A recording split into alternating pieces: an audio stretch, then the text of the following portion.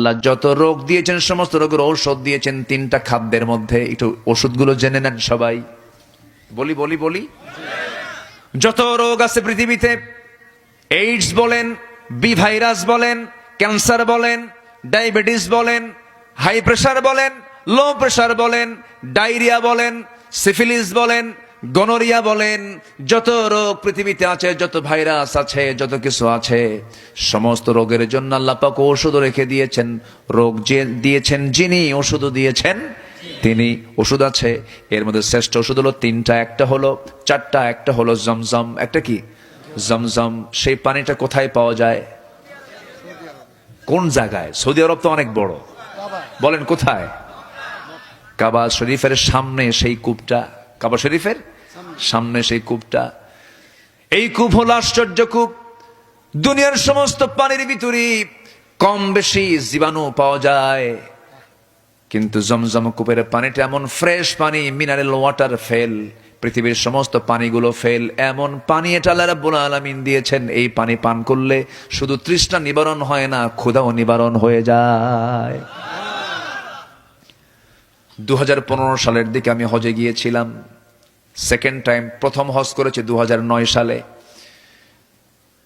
হ্যাঁ, 2015 সালে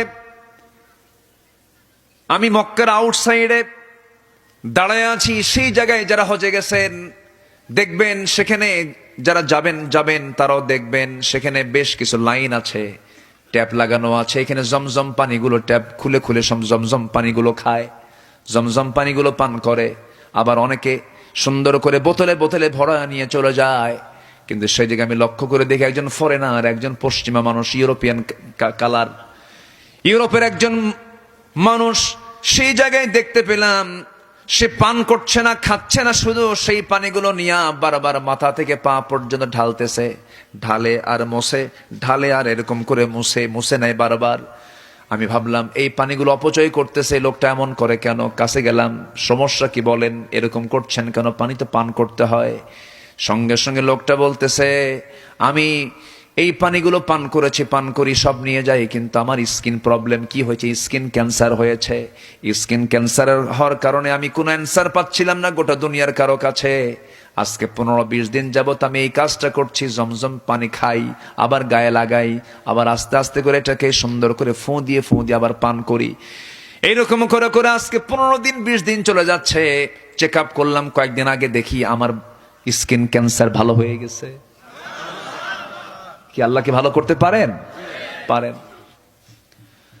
জমজম কূপের পানি, সব পানি বসে বসে পান করতে হয়, কিন্তু এই পানিটা দাঁড়ায় দাঁড়ায় পান করতে হয়। আল্লাহুম্মা ইন্নী আসআলুকা ইলমান নাফিআ ওয়া রিজকান ওয়াসিআ ওয়া শিফাআন মিন কুল্লি দাইন। এই দোয়া পড়ে পড়ে রাসূল দাঁড়িয়ে দাঁড়িয়ে পান করেছেন জমজম কূপের পানি। আল্লাহ সবাইকে জমজমের পাশে গিয়ে পানি পান করার তৌফিক দাও। জোরে বলি আমিন।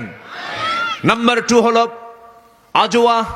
আজওয়া একটা খেজুর আছে, যেই খেজুরটা রাসূল খুব পছন্দ করতেন। আজওয়ার চাইতে বড় বড় খেজুর পাওয়া যায়, আম্বর, মারিয়াম, এরকম বড় বড় খেজুর পাওয়া যায়। অনেক দামি দামি, অনেক স্বাদের খেজুর পাওয়া যায়, কিন্তু এটা বড়ের মতো ছোট্ট ছোট্ট আজওয়া খেজুর। রাসূল এটাকে খুব পছন্দ করতেন। বেশি মিষ্টিও লাগে না, এটা বেশি মিষ্টিও কম।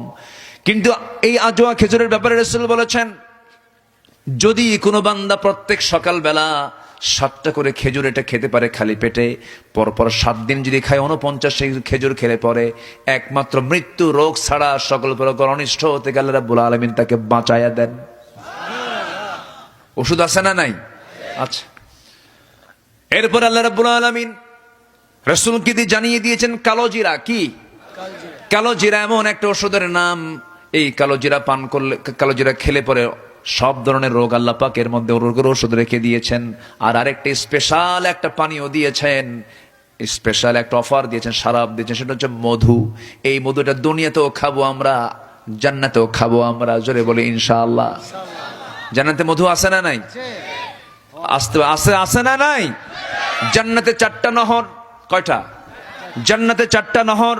নাম্বার 1 হলো জান্নাতে থাকবে হলো পানির নহর। পানির চাইতে স্বাদের কিছু আছে নাকি বলেন? যত কিছুই খান, দিন শেষে একমাত্র শ্রেষ্ঠ স্বাদ কি বলেন? পানি। পানির অপর নাম অপর নাম জীবন। নাম্বার 2 হলো দুধের নহর থাকবে। দুনিয়াতে দুধ আছে না নাই বলেন? ছাগলের দুধ, দুম্বার দুধ, তারপরে গাভীর দুধ, মহিষের দুধ আছে না নাই? উটের দুধ আছে না নাই? উটের দুধটা রাসূল বেশি পছন্দ করতেন। উটের দুধটা খুব গরম, প্রচুর ঘন দুধ। এবং গাভীর দুধটা হলো মিষ্টি মিষ্টি। এরপরে দুম্বার দুধটা মিষ্টি মিষ্টি, ছাগির দুধটা মিষ্টি মিষ্টি। কিন্তু উটের যে দুধ, এই দুধটা লবণ লবণ। কারণ উটটা বসবাস করে কোথায়? কি হয়েছে? ছোট্ট বাচ্চারা, ওরা কখন কি করে, ওরা করুক। জি হ্যাঁ, আমার দিকে তাকান। ওরা মনে হয় বলে দিচ্ছে যে হুজুর শেষ করেন নাকি? আচ্ছা, তাহলে কি যেন বলতেছিলাম? হ্যাঁ, উটনির দুধ। হ্যাঁ, উটনির দুধটা একটু লবণ। উটনির দুধটাকে বলেন তো লবণ। মরু অঞ্চলে বসবাস করে, পানি নাই, অথচ তার কোনো পানির অভাব নাই। আল্লাহু আকবার বলেন। 15 দিন পর্যন্ত সে তার পানি রিজার্ভ করে আল্লাহ তাআলা আলাদা একটা স্টমাক, আলাদা একটা গুডাউন তার পেটের মধ্যে রেখে দিয়েছে। যেরকম সুবহানাল্লাহ। উটনির গোশত, উটনির দুধ সব সুস্বাদু। আল্লাহু আকবার বলেন।